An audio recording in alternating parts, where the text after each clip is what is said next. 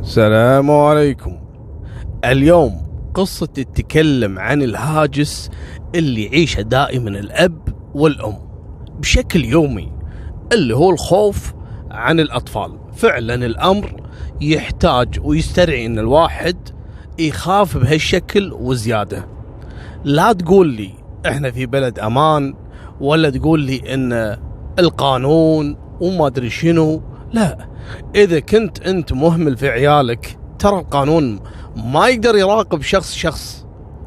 لا تعتقد ان حتى لو في افضل بلدان العالم فيها امان وفيها سيطرة امنية، انه ممكن تحمل اطفال اذا انت تهملهم. الموضوع فعلا يخوف. انا ما اقول لكم كذي عشان تخافون، لا، انا اقول لك لازم تزيد من الحرص. يعني قصة الاطفال اللي دائما نشوفهم بالليل، تلقاه موجود في بقالة، تلقاه في جمعية، تلقاه في مطاعم الوجبات السريعة في الليل. والله تستغرب شلون واصل هني، جاي في دراجته او في قاري او موصله سايق بهالليل. ولا كذلك توصيل الطلبات. يعني انا ناشط صراحة السلطات الامنية حتى في الكويت وجميع دول العالم يشيكون على هذول اللي يوصلون طلبات المطاعم، خصوصا الحين النظام صار في شركات ما هي تبع المطاعم، شركات مختصة في التوصيل. هذول انت ما تدري شنو قصتهم، لان الواضح والمعروف الحين ان هالمطاعم هذه قامت تستخدم السواق لتوصيل مطاعم، لكن غالبيتهم يكون هذا شغله الثاني. يعني عنده شغل الصبح مثلا، وبالليل يشتغل توزيع الوجبات ما الوجبات. فهذا الشخص يعني لازم تكون حذر منه. ما تخلي عيالك بالليل يطلبون مطاعم ويجيكم هذا اللي يوصل المطعم وانت ما تدري عنهم، ولا انت نايم وعيالك قاعدين ياخذون الوجبة من الشخص هذا. ممكن انه يعتدي عليهم، ممكن يحصل لهم شيء لا سمح الله، فانتبهوا. القصة اللي بتكلم عنها حصلت في العراق في سنة 2018، وتحديدا في شهر رمضان المبارك. شنو السالفة يا ابو طلال؟ السالفة تعور القلب. كل يوم والثاني بلغ يوصل حق رجال الامن بوجود اعتداء على طفل بشكل غريب.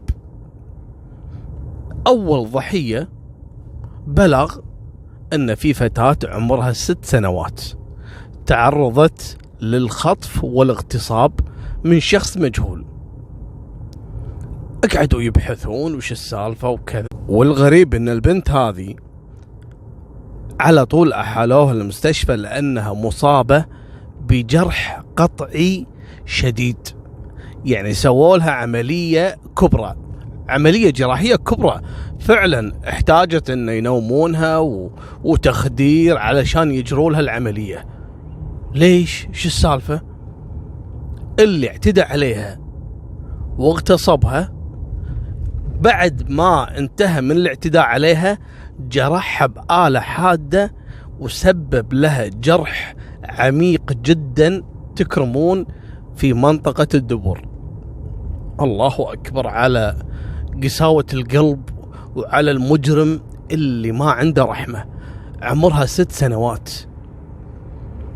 هني انقلبت الدنيا، شو السالفة؟ واهلها قاموا يلطمون ويبكون وراحوا بلغوا الشرطة والشرطة حضرت. شنو القصة؟ والله واحد اعتدى عليها وبعدين جرحها بآلة حادة، ما هم عارفين شنو نوع الآلة وليش سوى هالموضوع هذا، ما هم عارفين. مالكم بالطويلة. بعدها بيومين ولا بلاغ طفلتين تعرضوا للاغتصاب، وكذلك جرح واحدة فيهم بآلة حادة، وقالت البنت ان جرحها في موس. هذا المجرم اللي يخطف الأطفال يشيل معاه موس، بعد ما يغتصب الطفل يجرحه في مكان الدبر. لعنة والدين بشيء مو طبيعي. هني بدأ الخوف يسري في المنطقة، خصوصا في بغداد وفي حي الغزالية. انقلبت الدنيا. طفلة أول شيء، وبعدها بيومين طفلتين خوات استدرجهم لأحد الأماكن. لكن الشيء الغريب في الموضوع إنه ليش كان يجرح الأطفال، وكانت عملية استدراج الأطفال متشابهة جدا بين الضحايا، وخصوصا إنه كان دائما ياخذهم على البنايات اللي تحت الإنشاء، يسمونها العظم أو الهيكل. المهم، ودائما المريض هذا أو الجبان يستدرج الأطفال لأنه عارف إنه يقدر يضحك عليهم، يغريهم بالفلوس، يغريهم بالألعاب، يستدرجهم. تعال أنا أصير حق أبوك، أنا أعرف أبوك مثلا، أعرف أمك، هاك فلوس، روح الجمعية اشترى حلويات، اشترى ألعاب. سهل جدا استدراج الأطفال، لكن ما راح يفلت المجرم دائما، وخصوصا النوع هذا المريض مستحيل انه يوقف لين تمسكه بالجرم المشهود. بعدها باسبوع ولا مغتصب طفل وجارحه نفس الجرح، بعدها باسبوع ولا مغتصب طفله. الموضوع زاد عن حده وصار رعب مو طبيعي في بغداد. ظهرت قصة المجرم هذا خاطف الأطفال ومغتصب الأطفال أبو موس. سموه أبو موس لأن أكثر من حالة ذكر أن جرحه بالموس، وفي بعض الحالات ما كان معاه موس، ياخذ أي زجاجة لأي يعني علبة بيبسي أو زجاجة للمشروبات الغازية، يكسرها ويجرح فيها الطفل بعد ما ينتهي من الاعتداء عليه. الموضوع تطور وصارت سمعة أبو موس في بغداد كلها. الناس قامت في رمضان قامت تعيش في رعب مو طبيعي، وخصوصا تعرفون رمضان أجواء يعني روحانية وجميلة.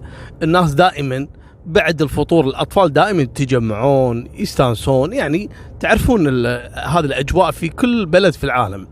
فهذا كان يستغل شهر رمضان وخصوصا بعد الفطور، يقول الكبار نايمين تعبانين، اللي صايمين ما له خلق يطلع، والأطفال هم اللي يلعبون بالشارع. فكان ينفذ عملياته بكل سهولة. بعد ما ضجت الصحف العراقية والمطالبات الشعبية والنيابية في قصة أبو موسى المجرم خاطف ومغتصب الأطفال، هني وزارة الداخلية خلت هالموضوع وهو شغلها الشاغل. لكن الصدمة والشيء اللي ما كان يطري على البال ولا على الخاطر، منو هذا أبو موس؟ اسمع السالفة.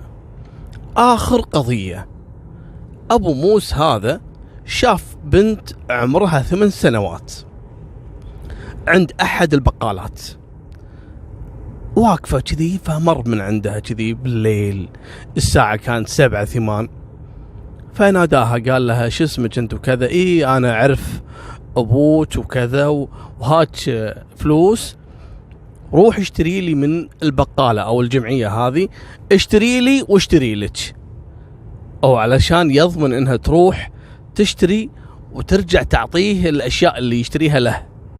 والطفلة هذه صدقت يعني، قالت لا اوكي. دخلت البيت هذا عبارة عن بناء تحت الإنشاء. على طول مسك البنت وحاول انه يغتصبها.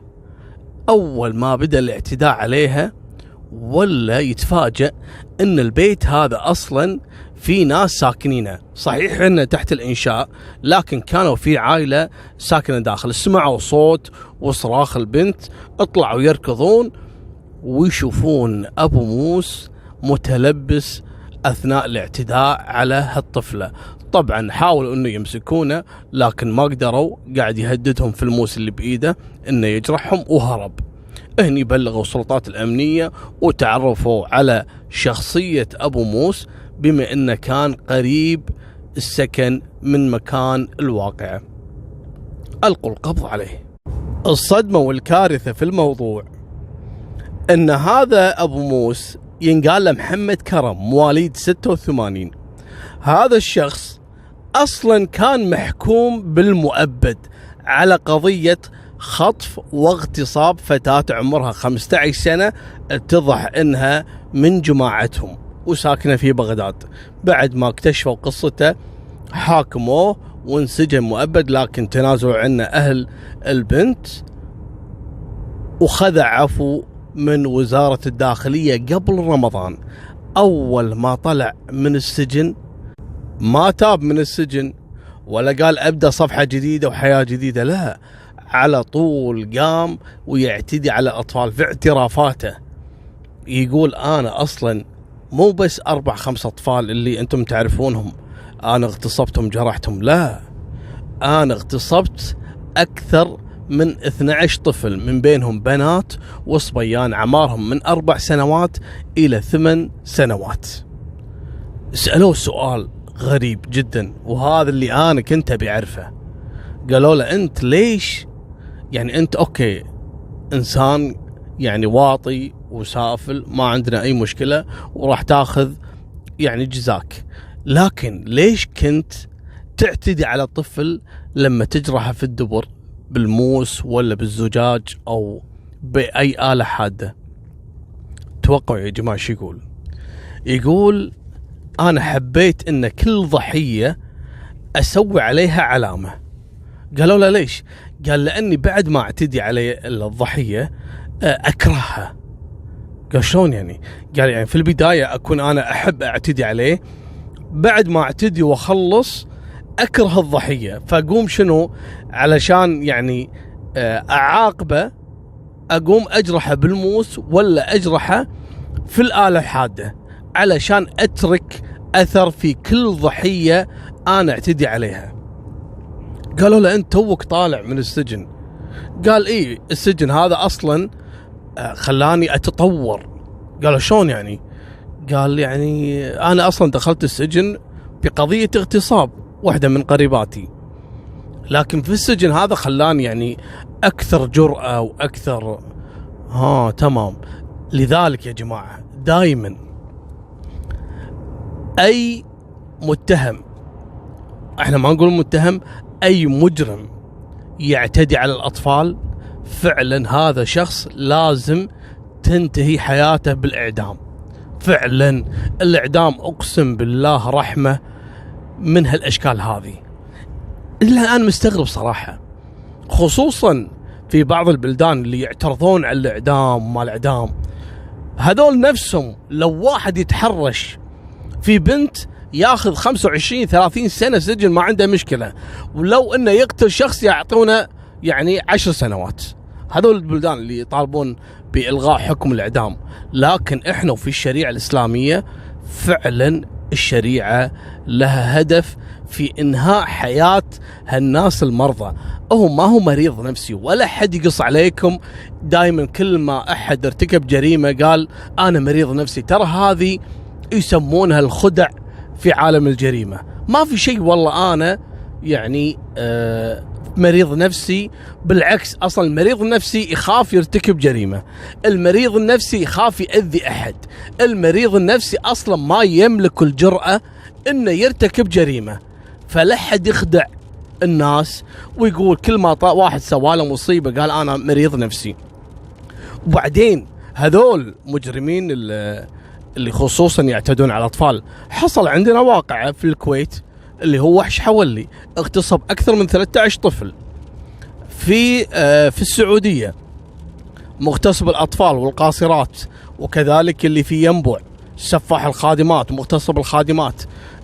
في كل بلدان لازم يطلع لك واحد حشاكم واطي نفس هذا، لكن لازم انه ينتهي حياته مثل ما تم تنفيذ الحكم في وحش حولي، وكذلك في خاطف القاصرات في المملكة العربية السعودية، والكثير من الحالات اللي تم تنفيذ فيها حكم الإعدام في هالأشكال هذه، خصوصا اللي يكون فيه هوس الاعتداء على الأطفال. هذا لا يمكن في أي حال من الأحوال أنك تتركه، لازم يتم تنفيذ عليه حكم الإعدام.